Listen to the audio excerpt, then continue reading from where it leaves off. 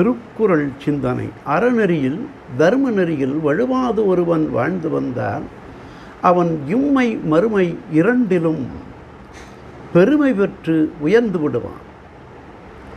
அறநெறியில் வாழ்பவன் புறத்தே போய் இல்லறத்தை துறந்து துறவியாக காட்டிற்கு சென்று அரியதவம் ஏதும் புரிய வேண்டாம்.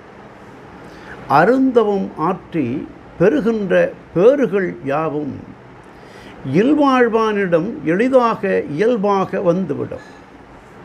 ஆகவே இல்வாழ்க்கையில் அறநெறியோடு வாழ்பவனுக்கு துறவியை விட பேறுகள் யாவும் நிலையாக வந்து தங்கும், அவனே உயர்வாவான் என்று தெய்வப் புலவர் அறத்தாற்றின் இல்வாழ்க்கை ஆற்றின் புறத்தாற்றி போய் பெறுவது எவன் என்றார்.